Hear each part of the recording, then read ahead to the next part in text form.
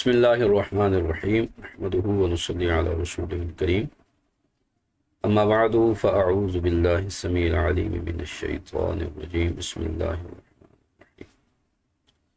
الصلاة والسلام علیک یا رسول اللہ وعلی آلک واصحابک یا حبیب اللہ۔ آج کی گفتگو نواقض وضو، وضو توڑنے والی چیزیں۔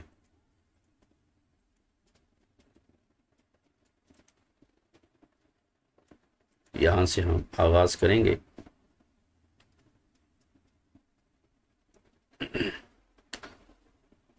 صاحب تنویر الابصار کا یہ متن ہے جو بریکٹ میں ہے، اور یہ جو بریکٹ سے آگے ہے یہ در مختار ہے، اور یہ نیچے جو ہے یہ حاشیہ ابن عابدین شامی ہے، اسے فتاوی شامی بھی کہتے ہیں۔ یہ در مختار ہے، الدر المختار یا در مختار، دونوں طرح سے اس کو پڑھ سکتے ہیں۔ در المختار نہیں پڑھ سکتے، ٹھیک ہے، در کی اس کی طرف اضافت نہیں ہو سکتی۔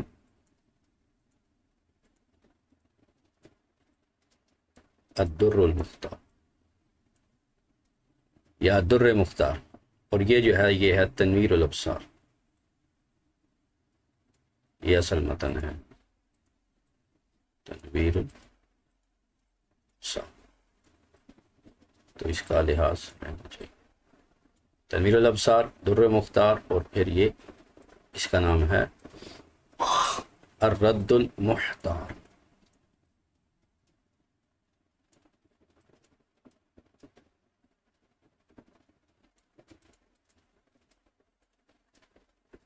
تو متن یہ ہے، پھر یہ شرح ہے، اور یہ پھر دوسری شرح ہے، تو یہ دو شروحات کے ساتھ اس کو پڑھیں۔ صاحب تنویر الابصار فرماتے ہیں وَيَنْقُدُهُ، اور وضو ٹوٹ جاتا ہے، خروج نجس، نجس چیز کے خارج ہونے کے ساتھ، من ہو جو اس سے نکلے، یعنی متوضی سے نکلے، الا ما یطہر، اور نکل کے وہاں تک پہنچے جس کے طہارت کا حکم دیا گیا ہے، اس جگہ تک نکلے جس کو پاک کیا جاتا ہے، تو اس سے وضو ٹوٹ جائے گا۔ اب خروج کے آگے شرح کرتے ہیں کہ وضو ٹوٹ جاتا ہے ہر خارج ہونے والی نجاست، تو یہاں خروج سے مراد لے رہے ہیں ہر خارج ہونے والی نجس چیز۔ اب اس کو فتح کے ساتھ بھی پڑھ سکتے ہیں اور کسرہ کے ساتھ بھی۔ فتح کے ساتھ پڑھیں تو عین نجاست ہے، اور کسرہ کے ساتھ پڑھیں یعنی نجس اور نجس، تو نجس جب پڑھیں گے تو وہ چیز جو ناپاک ہوئی اس کو نجس کہیں گے، اور ناپاکی کو نجس کہتے ہیں، جیم کے فتح کے ساتھ۔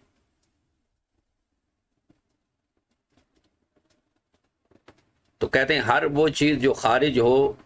جب کہ وہ کیا ہو، نجس ہو، ہر نجس چیز جو خارج ہو، من ہو یعنی متوضی سے، اور متوضی یعنی زندہ آدمی، وضو کرنے والے سے جو چیز خارج ہو، نکلے، معتادن او لا، چاہے وہ عادتاً نکلنے والی ہو یا عادتاً نہ ہو، من السبیلین، سبیلین سے وہ نجاست نکلے، او لا یا غیر سبیلین سے نکلے، اس سے وضو ٹوٹ جاتا ہے۔ یعنی ہر وہ نجاست جو سبیلین سے نکلے یا غیر سبیلین سے نکلے وہ ناقض وضو ہے، لیکن اگر غیر سبیلین سے ہے تو اس جگہ تک پہنچ جائے جس کی طہارت کا حکم دیا گیا ہے تو پھر وضو ٹوٹے گا۔ اب یہاں پر مطلب شامی ہے، طالب شامی میں سے ایک مطلب نواقض الوضو پر آپ بحث کریں گے فرماتے ہیں کہ النقد فی الجسم فک و تعلیف ہی، نقد جسم میں اگر اس کا استعمال ہو تو اس کا مطلب ہے اس کی جو تالیف ہے، اسے جو مرکب کیا گیا ہے اس کو توڑنا، اس کو جدا کرنا۔ اور غیر جسم میں جب نقد کا استعمال آئے تو اس کا مطلب ہوتا ہے اخراج ہو عن افادت المقصود منہ، یعنی اس سے جو مقصودی فائدہ تھا اس سے وہ شے نکل گئی، ٹھیک ہے، یعنی مقصود سے اس شے کو نکال دینا جب غیر جسم میں نقد کا استعمال ہو۔ جیسے وضو جو ہے وہ جب ٹوٹ گیا تو استباحت نماز سے وہ خارج ہو گیا، تو اب نماز جو ہے وہ نقد وضو کی صورت میں مباح نہ رہی، اب نقد وضو کی صورت میں مباح نماز نہیں پڑھ سکتا۔ یہ نقد پر گفتگو کر دی۔ اب خروج و نجس پر لکھتے ہیں کہ اس سے مراد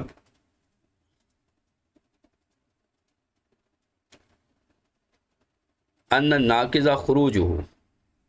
لا عینہ بشرط الخروج، یعنی خروج نجس کے قول سے یہ فائدہ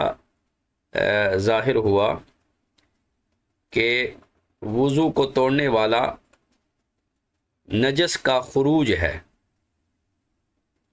یعنی وہ جو نجس ہے اس کا خروج پایا جائے، نہ وہ بعین نہیں نجس۔ جیسے انسان کے جسم میں رگوں میں خون ہے جو نص قرآنی سے ناپاک ہے، دم مصفوح ہے، بہتا ہوا خون، تو اس خون کا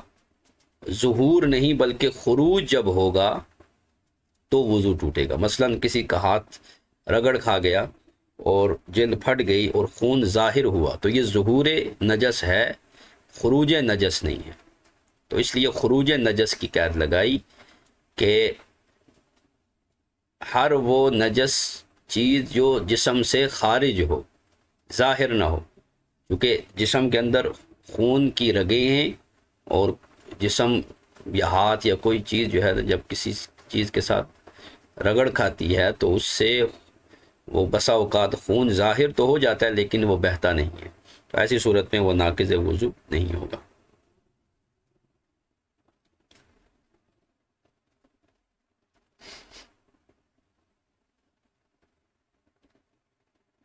تو ناقض جو ہے وہ خروج ہے، نہ کہ عین نجس ہے،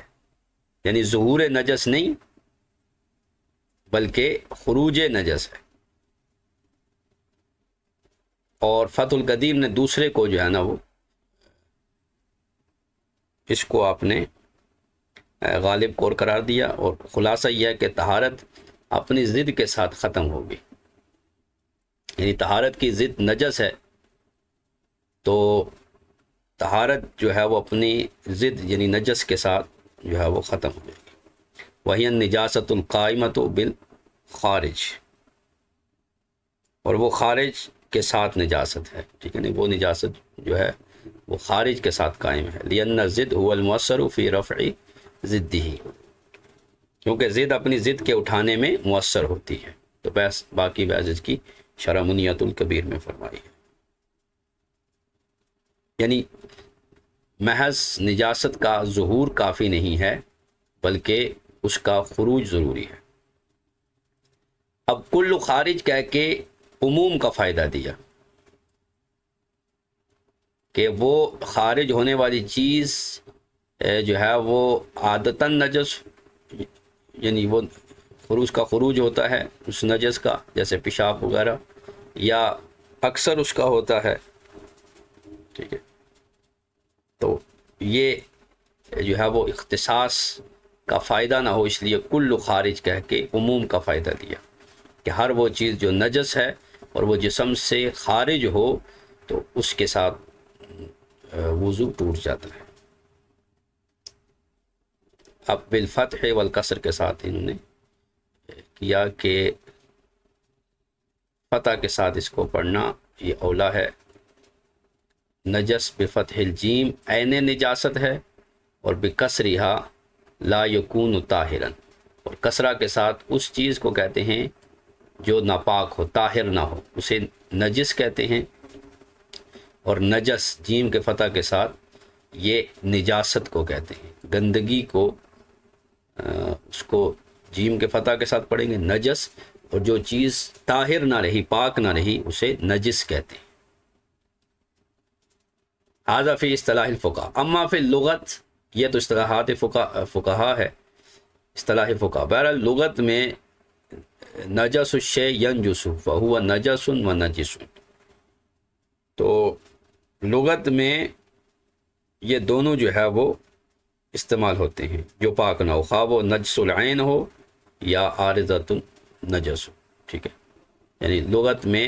دونوں کو نجس یا نجس دونوں اس کو کہتے ہیں جو پاک نہ ہو، برابر ہے کہ وہ نجس العین ہے یا وہ اس کو نجاست عارض ہو گئی، جیسے کاحسات الخارجہ من الدبر وغیرہ، یعنی کوئی کنکر پتھر وغیرہ اگر جسم سے سبیلین سے نکلتا ہے تو وہ بھی، یعنی وہ پتھر کو تو نجس نہیں ہوتا، لیکن چونکہ وہ جس مقام سے آیا ہے وہ نجس مقام ہے، نجاست وہاں ہوتی ہے، لہٰذا اس کو نجاست عارض ہو گئی۔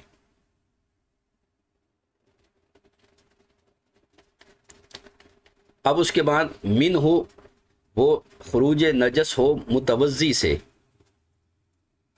یعنی وضو کرنے والے سے، چونکہ وضو کے بارے میں ہم بات کر رہے ہیں کہ وضو کس سے ٹوٹتا ہے، اور وہ وضو کرنے والا متوضی جو ہے زندہ ہو،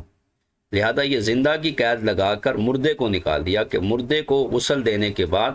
اگر اس کے جسم سے کوئی چیز نکلے گی تو اس کو دھو دیا جائے گا، اس کے ساتھ اس کا وضو نہیں ٹوٹے گا، ٹھیک ہے، لہذا میت کو غسل دیا اور غسل دینے کے بعد اس کے جسم سے کوئی چیز نکل آئی یا اس کے منہ سے بسا اوقات خون نکل آتا ہے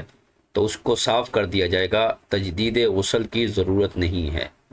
یہ ایک طرح کی اذیت ہے جو مردوں کو دی جاتی ہے، دو دو غسل کرائے جاتے ہیں، ایک ہی غسل مسنون ہے میت کے لیے اور اس کے علاوہ دوسرا غسل نہیں ہے، اس کے جسم سے جو نکلے گا اسے دھو دیا جائے گا۔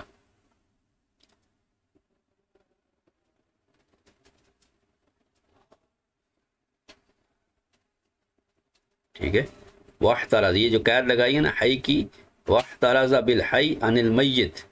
یہ حی کی قید سے میت کو سے احتراز کیا، اس کو نکالا کہ فلو فإنه لو خرجت منه نجاست لم يعد وضوءه بل يغسل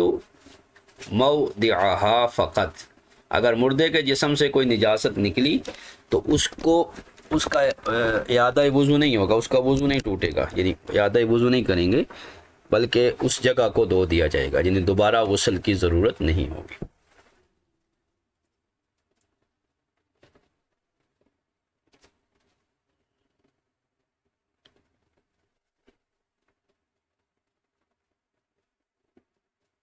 ٹھیک ہے،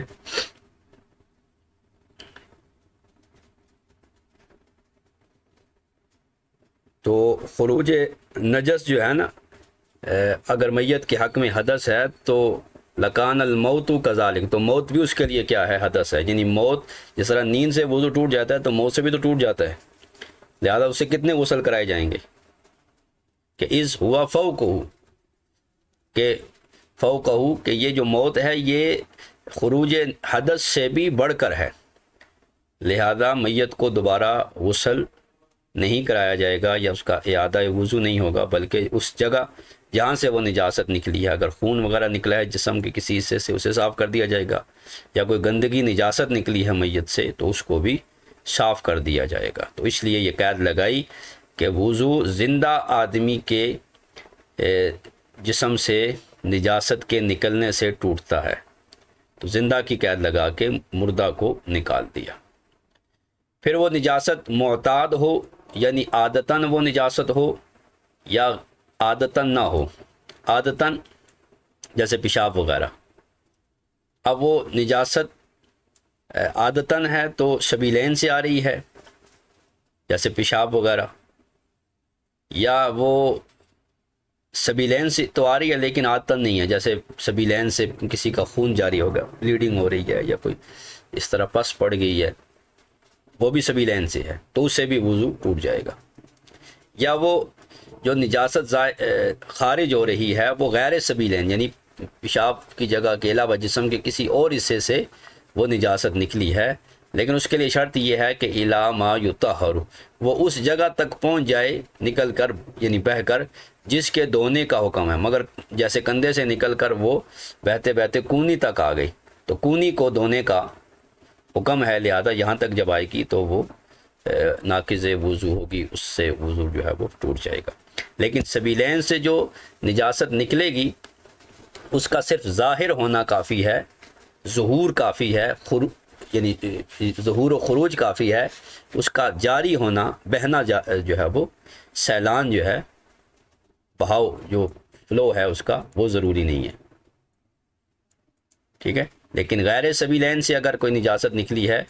تو اس کا بہنا، اس کا فلو جو ہے وہ ضروری ہے۔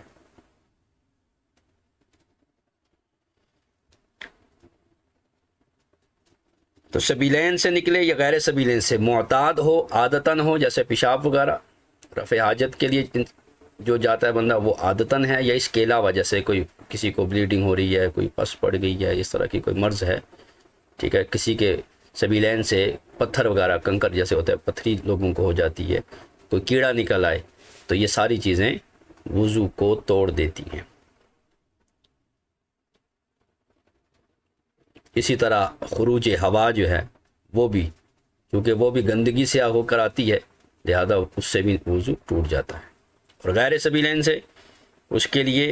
کہ وہ اس جگہ تک نکلے جس کو پاک کیا جاتا ہے، ٹھیک ہے نا، یطہر، جس کو پاک کیا جاتا ہے، بنا بر بالبنا للمفعول سے، اسے مجہول پڑا مفعول، اے یلحقہ حکم التطہیر، یعنی اس مقام تک پہنچائے جس کی طہارت کا حکم ہے، اس تک وہ پہنچ جائے، ٹھیک ہے، یعنی جس کے ساتھ طہارت کا حکم لاحق ہوتا ہے اس مقام تک جب پہنچ جائے تو پھر اس کو دھویا جائے گا، پھر وہ کیا ہو جائے گا، وضو ٹوٹ جائے گا۔ اب یہاں پر مزید آگے فرماتے ہیں ثم المراد بالخروج من السبیلین،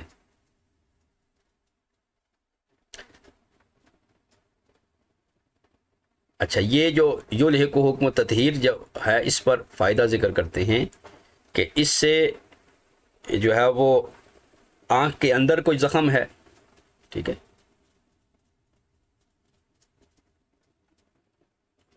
یا زخم کے اندر جو ہے وہ کوئی وارد ہونے والی نجاست ہے تو اس سے وہ وضو نہیں ٹوٹے گا۔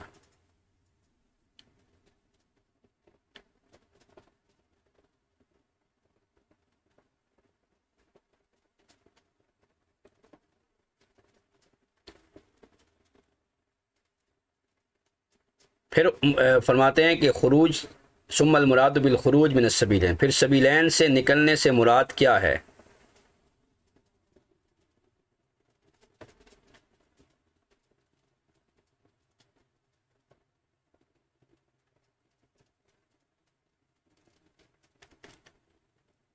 کہہ رہے ہیں مجرد الظہور، سبیلین سے محض ظہور کافی ہے، یعنی پیشاب کے دو رستے ہیں، ان سے کوئی نجاست محض ظاہر ہوئی، بہی نہیں، ٹھیک ہے، یا پیشاب کا ایک قطرہ ظاہر ہوا تو اس سے بھی وضو ٹوٹ جائے گا، چونکہ وہ پیشاب جو ہے وہ معدے سے چل کے آیا ہے، لہذا اب وہاں سے آگے مزید اس کا سیلان اور جو ہے وہ چلنا ضروری نہیں ہے۔ وفی غیرہما، لیکن غیر سبیلین میں عین السیلان، یعنی اس نجاست کا سیلان اور فلو جو ہے وہ بہنا ضروری ہے، ولو بالقوہ، اگرچہ یہ اس کا بہنا جو ہے وہ بالقوہ ہو، پھر بھی جب تک سیلان نہیں ہوگا اس وقت تک جو ہے وہ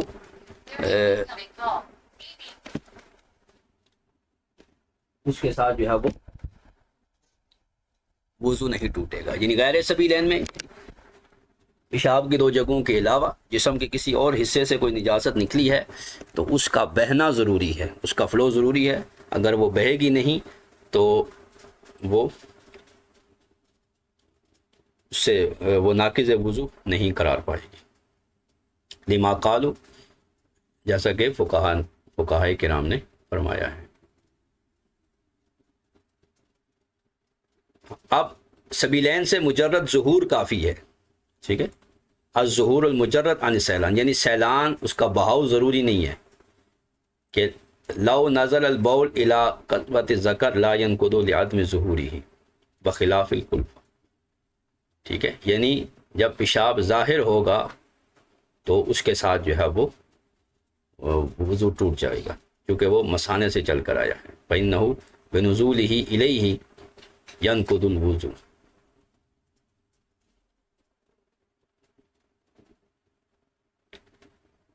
لیکن اندر محسوس ہوا کہ وہ چل پڑا لیکن ظاہر نہیں ہوا تو پھر اس کے دھونے کا حکم نہیں ہوگا. اور عین سیلان یعنی غیر سبیلین سے ہے تو اس کا بہاؤ ضروری ہے، تو اس بارے میں جو ہے وہ اب ذکر کریں گے.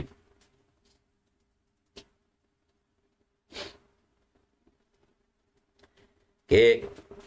اس کی تفسیر میں اختلاف ہے، جیسا کہ محیط میں امام ابو یوسف سے مروی ہے کہ ان یعلو و ینحدر،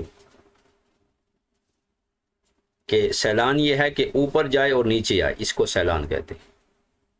یعنی بہاؤ جو ہے وہ اوپر جا رہا ہے یا نیچے آ رہا ہے. بعض جگہ میں جو ہے وہ جیسے خون ہے تو وہ بس اوقات اوپر نکلتا ہے، ٹھیک ہے، یا پھر وہ کوئی ایسی نجاست ہے جو بہہ کے نیچے کی طرف آتی ہے. تو یہ اوپر جانا اور نیچے آنا یہ امام ابو یوسف کے نزدیک سیلان ہے. سیلان کی تعریف انہوں نے بلند ہونا، اوپر جانا، اور ینحدر نیچے جانا. اور امام محمد کے نزدیک وہ فرماتے ہیں کہ اذن طفق علی رأس الجرح وصار اکثر من رأسه نقض والصحیح لا ينقض، کہ جب وہ زخم کے سر پر چڑھائی، یعنی وہ جو نجاست ہے وہ زخم کے منہ پر آ گئی ہے. وصار اکثر من رأسه، اور زخم کے سر سے زیادہ ہو جائے، یعنی جتنا زخم کا نشان ہے اتنا نشان ہے تو وہ نجاست اتنی ہو جائے، ٹھیک ہے، اس کے منہ پر آ جائے تو جو ہے وہ اس سے وہ فرما رہے ناقادہ وضو ٹوٹ جائے گا. یعنی ان کے نزدیک اس کا بہنا یا اوپر جانا بلند ہونا یہ ضروری نہیں ہے. وہ صحیح ہو لا ينقض، لیکن صحیح کیا ہے کہ اس سے وضو نہیں ٹوٹے گا. قال فی الفتح بعد نقل ذالک، اس کو نقل کرنے کے بعد فتح القدیر نے فرمایا وفی الدرایہ جعل قول محمد اصح، کہ امام محمد کا قول اصح ہے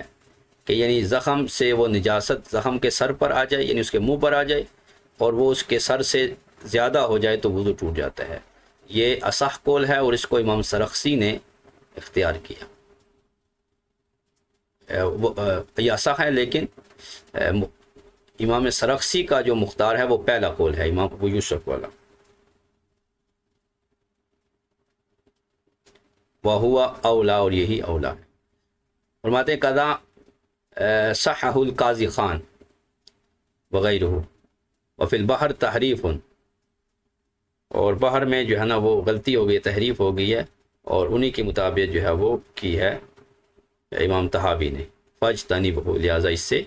اجتناب کرنا چاہیے. یعنی بحر میں غلطی ہو گئی ہے، اس بارے میں صحیح یہی ہے جو امام ابو یوسف کا قول ہے کہ سیلان کہتے ہیں اوپر چڑھنے کو اور نیچے بہنے کو، یعنی وہ نجاست اوپر چڑھے یا نیچے بہے تو اس کو سیلان کہیں گے.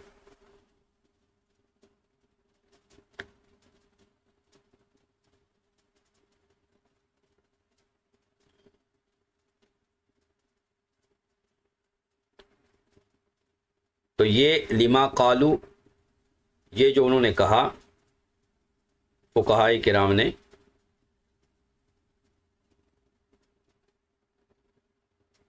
یہ فرماتے ہیں علت للمبالغہ، یہ مبالغے کے لیے علت ہے.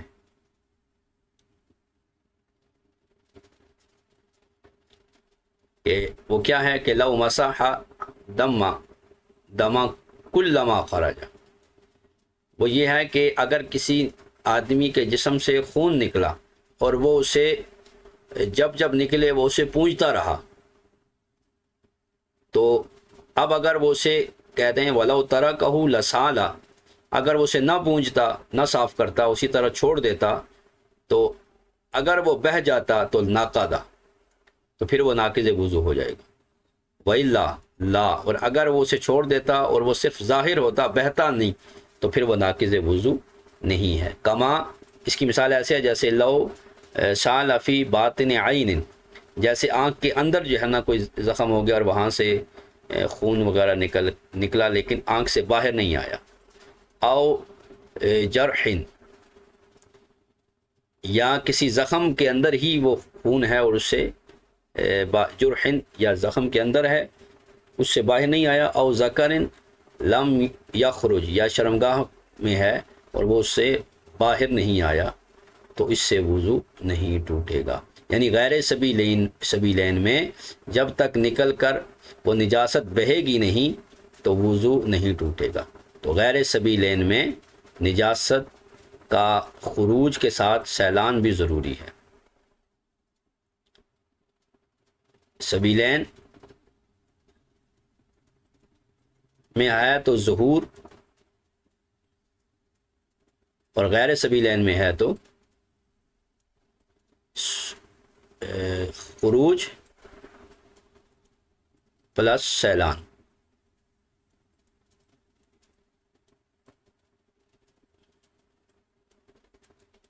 یہ ہوگا تو ناقض وضو، یعنی غیر سبیلین سے جسم کے کسی حصے سے اگر کوئی نجاست نکلی تو جب تک وہ خارج نہیں ہوگی اور بہے گی نہیں تب تک وہ ناقض وضو نہیں ہوگی۔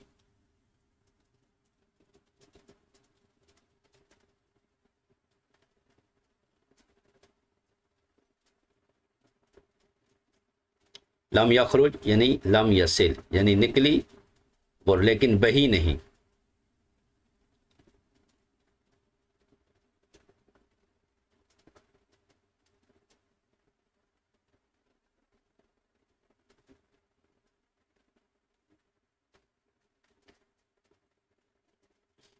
اسی طرح سراج میں ینابی کے حوالے سے ہے کہ اگر زخم میں بہنے والا خون ہے لیکن وہ زخم سے تجاوز نہیں کرتا، خون زخم کے اندر ہی ہے، تو بعض فقہا نے فرمایا کہ وہ پاک ہے، یہاں تک کہ اگر اس کے ساتھ آدمی نماز پڑھے تو اگر وہ اس کے جسم کو لگ جائے اور اس کی مقدار 1 درہم سے زیادہ بھی ہو تو پھر بھی نماز جائز ہے۔ وبہ اخذ الکرخی، اور امام کرخی نے اسی کو لیا، وہو الازہر، یہی ازہر کو لیا، یعنی ازہر سے مراد قابل فتویٰ یہی ہے، یعنی زخم میں نجاست ہے لیکن وہ بہی نہیں، ٹھیک ہے، لیکن وہ درہم سے زیادہ ہے، ٹھیک ہے، پھر بھی اس کے ساتھ نماز ہو جائے گی۔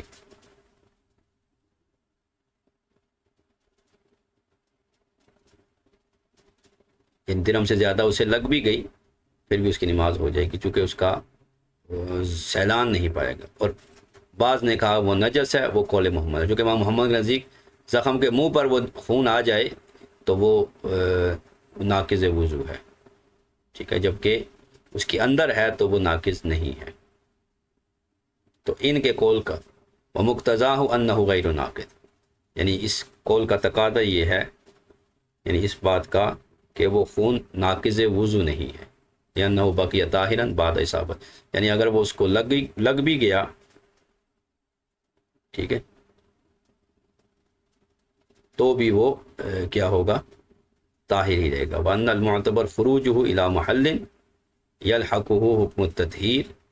من بدن صاحبہ، اور معتبر یہ ہے کہ خون نکل کے یعنی غیر سبیلین سے اس محل تک پہنچے جس کے پاک کرنے کا،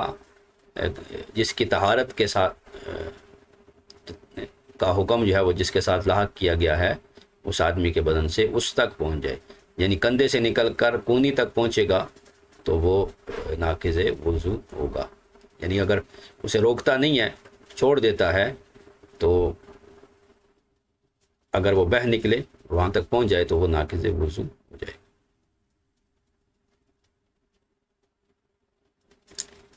اب اس کی ایک اور مثال دیتے ہیں، جیسے قدمن و عرقن، جس طرح آنسو کا دمع و عرقن، اور پسینہ، الا عرق مدمن الخمر، مگر شرابی کا پسینہ جو ہمیشہ شراب پینے والا ہو، تو فناقض،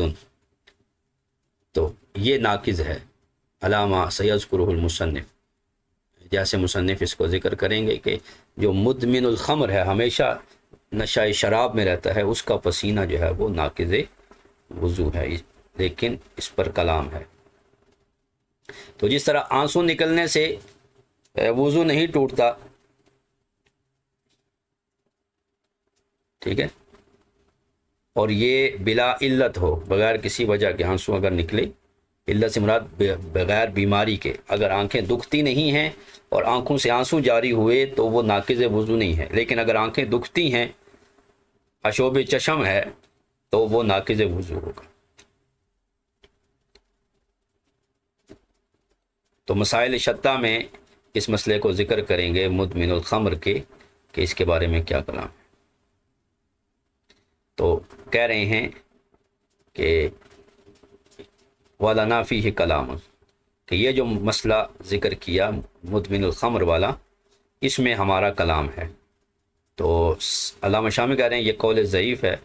اور اس کی تخریج بھی جو ہے وہ غریب ہے، یعنی معروف کتابوں میں اس کی تخریج بھی نہیں ہے کہ ہمیشہ جو نشہ شراب میں رہے اس کا پسینہ ناپاک ہے، لہذا اس پر اعتماد فلا يعول والی، اس پر اعتماد نہیں کیا جائے گا، یعنی شرابی کا پسینہ بھی وہ ناقض وضو نہیں ہے۔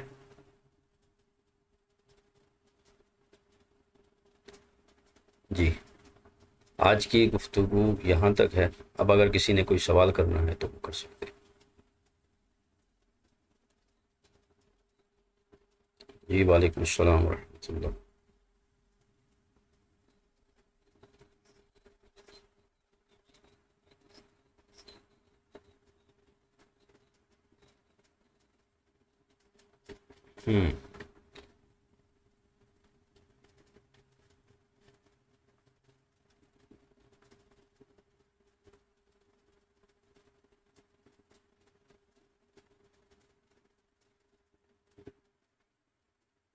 یہ ہے نا عین السیلان کے بعد۔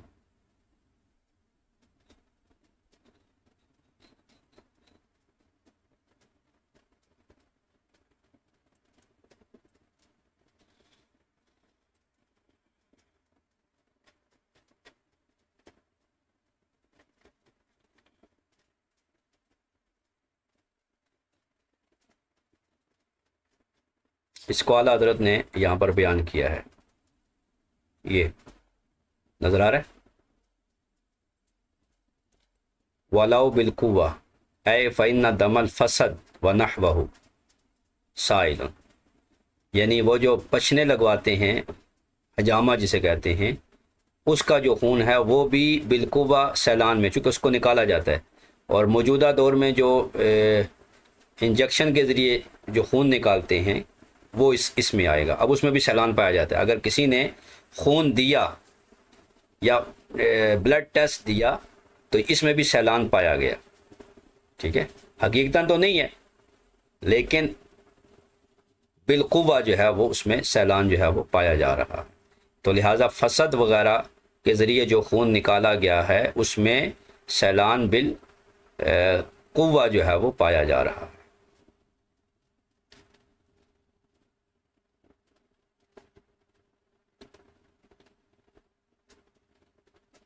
ٹھیک ہے۔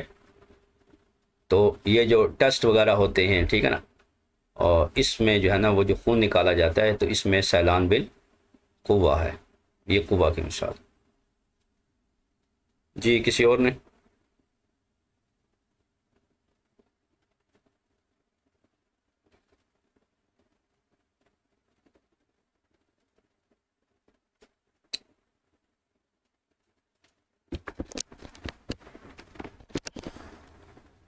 تو اس کو ہم آج کے جدید جو ہمارے مسائل ہیں ہم ان کے ساتھ بھی اس کو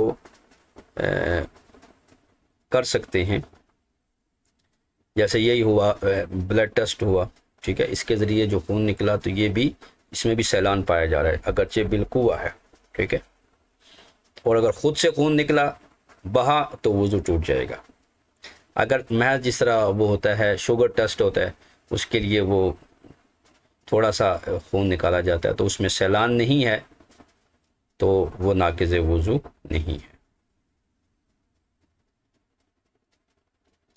اچھا، اسی طرح جو ہے وہ ڈیلائسز ہے، تو اس سے بھی وضو ٹوٹ جائے گا، چونکہ وہ جسم سے باہر لا کر پھر اس کو جو ہے وہ واپس بیچتے ہیں جسم میں، تو لہٰذا اس میں بھی سیلان جو ہے بالقوہ پایا جا رہا ہے، ڈیلائسز میں بھی، ٹھیک ہے، عین سیلان ہو یا بالقوہ سیلان ہو، تو ڈیلائسز سے بھی روزہ جو ہے وہ ٹوٹ جائے گا۔ اسی طرح وہ زخم جو مسلسل اس سے خون بہہ رہا ہے، تو وہ اب پھر وہ شخص شرعی معذور قرار پائے گا، اس کے لیے پھر حکم یہ ہوگا کہ وہ ہر نماز کے لیے، ہر وقتی نماز کے لیے وضو کرے گا اور پھر نماز پڑھے گا۔ اسی طرح سرجری ہوئی، تو سرجری کے دوران اگر مریض کو بے ہوش کیا گیا تو بے ہوشی کے ساتھ اس کا وضو ٹوٹ جائے گا، لیکن اگر اسے بے ہوش نہیں کیا گیا اور اس کی سرجری ہو رہی ہے، کوئی ٹانکے وغیرہ اس کو لگ رہے ہیں یا اس طرح کا کوئی اس کے زخم کو کاٹ رہے ہیں، تو اس میں بھی اگر خون بہا تو وہ ناقض وضو ہوگا۔ اسی طرح جسم سے کیڑے وغیرہ نکلنا، پتھری وغیرہ نکلنا، یہ بھی ناقض وضو ہوگی۔ تو سبیلین سے نکلے، محض ظہور ہو تو یہ ناقض وضو ہے، اور غیر سبیلین سے اس کا جو ہے وہ بہاؤ، اس کا فلو جو ہے ضروری ہے، چاہے حقیقتاً ہو یا بالقوہ ہو۔ جی، اور کسی کا ہے کوئی سوال؟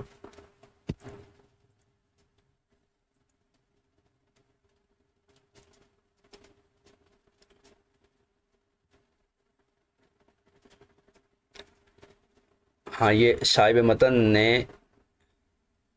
یعنی زخم کے منہ پر خون یا پیپ ظاہر ہو لیکن بہی نہیں، تو اصح قول یہ نا امام ابو یوسف والا ہے کہ اس کا اوپر جانا، یعنی یعلو یا ینحدر، اوپر جائے یا نیچے بہے تو سیلان پایا جائے گا۔ تو امام ابو یوسف کا جو قول ہے وہ راجح ہے۔ اسی پر کہا نا کہ اگر وہ زخم پر نجاست تھی، اس نے نماز پڑھ لی تو اس کی نماز ہو جائے گی۔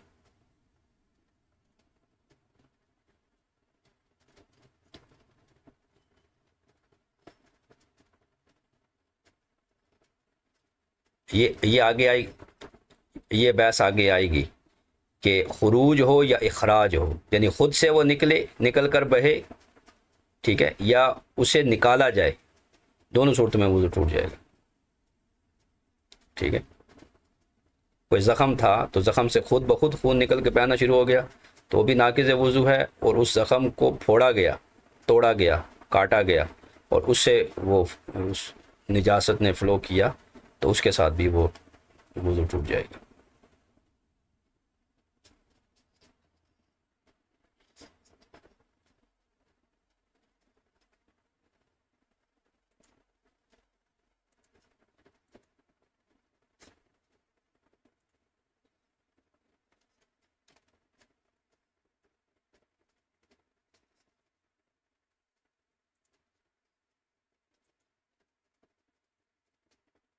نہیں، دیکھیں نا، ہمارے جو متون ہیں نا، وہ جب چلتے ہیں تو وہ جیسے یہ باب فتح لنایا آپ کے سامنے کھلا ہے، ما خرج من السبیلین، جو سبیلین سے نکلے، معتادن او غیر معتاد، عادتاً جو نکلے پیشاب وغیرہ، یا غیر معتاد جیسے کوئی کیڑا کنکر وغیرہ، ٹھیک ہے، ناقض وضو ہے۔ دلیل کیا ہے؟ اب آپ کو دلیل معلوم ہونی چاہیے۔ دلیل یہ آیت ہے، او جاء احد منکم من الغائط، یا تم میں سے کوئی آدمی رفع حاجت کے لیے جائے۔ تو غائط کا استعمال جو تھا وہ ایک نرم زمین اور نشیبی زمین کے لیے تھا، پھر اس کو حدث کے لیے مجازی طور پر استعمال کیا جانے لگا، یعنی حقیقی معنی غائط کا یعنی جو ہے وہ نشیبی زمین میں، نرم زمین میں بیٹھنا ہے، نرم زمین ہے، لیکن مجازن جو ہے وہ چونکہ حدث کے لیے بھی بندہ پوشیدہ جگہ پر تلاش کرتا ہے کہ وہاں پر وہ رفع حاجت کے لیے جائے، ٹھیک ہے، یعنی ستر وغیرہ وہاں ہو، کوئی اس کو دیکھے نہیں۔ اب ہمارے نزدیک ایک روایت جو ہے اس کو بیان کیا ہے صاحب ہدایہ نے، یہ کہ حدث کیا ہے. قیل علی رسول اللہ صلی اللہ علیہ وسلم الحدث قال ما یخرج من السبیلین، جو سبیلین سے نکل. اب یہ جو روایت ہے اس کے بارے میں محدثین نے کلام کیا کہ یہ روایت ان الفاظ کے ساتھ معروف نہیں ہے. تو یہاں پر بھی یہ علامہ ملا علی قاری ہیں، انہوں نے فرمایا لا اعرف له اصلا، کہ میں اس کو اصلاً اس کی اصل نہیں جانتا کہ یہ روایت ان الفاظ کے ساتھ کہاں ہے. ہاں دار القطنی نے ابن عباس سے روایت کی ہے کہ الوضو مما خرج ولیس مما داخل، کہ وضو اس سے ہے جو خارج ہو، ولیس مما داخل اس سے نہیں ہے جو داخل ہو. یعنی جسم میں جو چیز داخل ہو رہی ہے، جیسے انجیکٹ کیا تو اس سے وضو نہیں ٹوٹے گا، انجیکشن کے ذریعے جو خون نکالا گیا اس سے ٹوٹے گا. تو یہ ماں جو ہے نا، میں پچھلی کلاس میں بھی عرض کی تھی کہ یہ جو لفظ ماں ہے، اب یہ اصول کی بحث ہے، اصول فقہ، ٹھیک ہے. ماں عموم کے لیے ہے. تو اس ماں نے بتایا کہ جو بھی جسم سے نکلے گا، چاہے وہ معتاد ہے، عادتاً ہے پیشاب وغیرہ، یا غیر عادتاً ہے جیسے کوئی کیڑا، کوئی پتھر یا کوئی اور چیز، اس سے وضو ٹوٹ جائے گا. ٹھیک ہے. اب اس روایت میں اختلاف ہے جی. بعض نے کہا جس میں راوی جو ہے شعبہ، وہ اس کی توثیق یا تضعیف میں اختلاف ہے، لیکن اصح یہ ہے کہ یہ موقوف روایت ابن عباس سے، اور بہقی نے بھی اس کو مولا کائنات سے اسی طرح روایت کیا ہے کہ الحدث سو شرط الوضو فلا یکن ناقضا. اب امام شافی جو ہیں وہ جو ہے وہ اس کو غیر سبیلین سے کوئی چیز نکل رہی ہے تو اس کو ناقض وضو تسلیم نہیں کرتے. ٹھیک ہے. یہ گفتگو جو ہے وہ کل میں انشاءاللہ کروں گا اس پر، کہ اور ایک دو کتابیں میں آپ کو بھیج دوں گا. ایک یہ وہبہ زہیلی کی ہے الفقہ الاسلامی و ادلتہ، اس میں چاروں مذاہب ہیں اور ان کے ادلہ موجود ہیں. ٹھیک ہے. تو اب اس میں ہر ایک کا وہ مذہب ذکر کریں گے. ٹھیک ہے. یہاں پر یہ آیت آ گئی، اس کے بعد حدیث جو ذکر کریں گے کہ لا یقبل اللہ صلاۃ احدکم اذا احدث حتی یتوضا. تو ایک آدمی تھا حضر الموت کا، اس نے عرض کی مل حدث یا ابا ہریرہ، تو فرمایا فساء او درات، یہ دونوں ہوا کی قسمیں ہیں. ایک وہ ہوا جو خارج ہو، ریح جو آواز والی ہو، ایک بغیر آواز کی ہو. پھر فرمایا لا وضوء الا من صوت او ریح، کیونکہ صوت ریح جو ہے نا یہ دبر سے آتی ہے. ٹھیک ہے. اور وہ مقام نجاست ہے، لہذا اس سے جو بھی نکلے گا اس سے وضو ٹوٹ جائے گا. اب مالکیہ جو ہے وہ کہتے ہیں کہ جو معتاد غیر معتاد ہے وہ نہیں، اس کا استثناء کرتے ہیں. اور جو شوافے ہیں وہ جو ہے وہ سبیلین کے علاوہ جو ہے وہ ٹھیک ہے وہ اس کو نہیں مانتے ناقض وضو. یعنی جو سبیلین سے نکلے گا عادتاً وہ ناقض وضو ہے، اس کے علاوہ نہیں ہے. تو احناف جو ہے اس عموم کی بنیاد پر کہ ما خرج من السبیلین، تو ما جو کہ عموم کے لیے ہے لہذا اس میں تخصیص نہیں کی جائے گی، جو بھی نکلے گا ٹھیک ہے وہ ناقض وضو ہوگا. تو یہ دو کتابیں میں آپ کو سینڈ کروں گا، اس کو آپ مطالعے میں رکھیے. تو ایک تو یہ کہ آپ کو فقہائے اربع کا مذہب بھی معلوم ہوگا کہ فقہائے اربع اس مسئلے میں آپس میں کیا ان کا اختلاف ہے اور وجہ اختلاف کیا ہے. ٹھیک ہے. تاکہ مسئلے کی نوعیت جاننے میں آسانی رہے.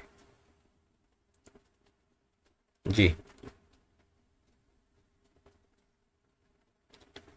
وعلیکم السلام.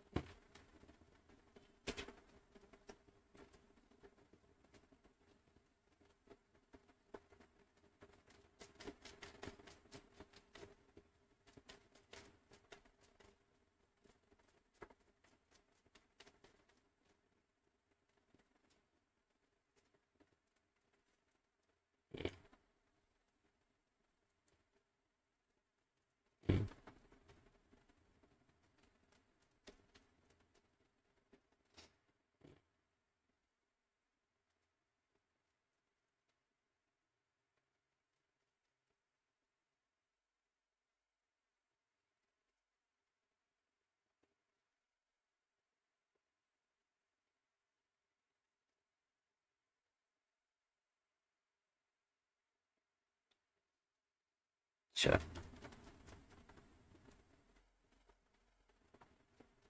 یہ یہ یہ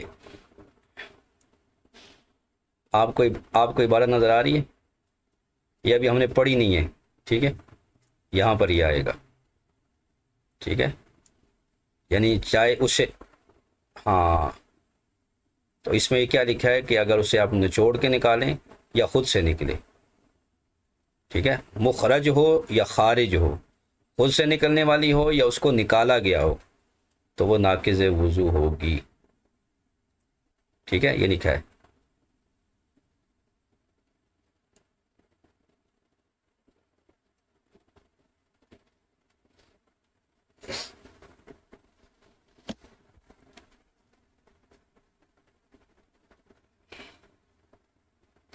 چلیں اس مقام پر جب ہم آئیں گے نا، ابھی ہم پیچھے ہیں،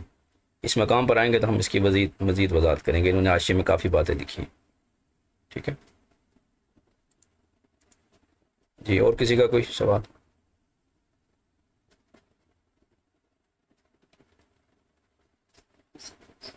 وعلیکم السلام۔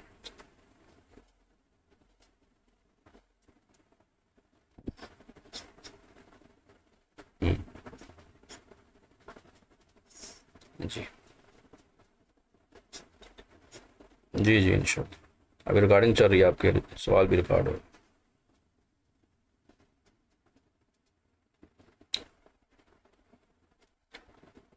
اچھا، جو سوال لکھ کر بھیجیں اس میں سے کسی کا کوئی جواب رہ تو نہیں گیا؟ مجھے بتا دیں، شاید رہ گیا تو اس کو بس کر دیتا ہوں۔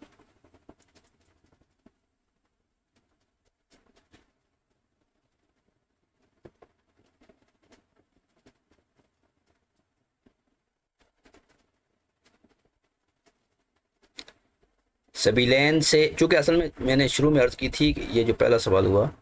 کہ جسم کے اندر جو ہے نا رگیں ہیں خون کی، اور خون جو ہے نا بہتا ہوا خون وہ ناپاک ہے، تو جو ہی رگڑ لگے گی جسم کو تو خون ظاہر ہو جائے گا، تو محض ظاہر ہونے سے نہیں ہوگا وضو ٹوٹے گا جب تک وہ بہے گا نہیں، غیر سبیلین سے۔ اور سبیلین سے چونکہ وہ پیشاب وغیرہ معدے اور مثانے سے چل کے آتا ہے تو وہاں اس کا سیلان پایا گیا ہے، اب وہ اپنے مقام سے محض ظاہر ہوگی تو وضو ٹوٹ جائے گا۔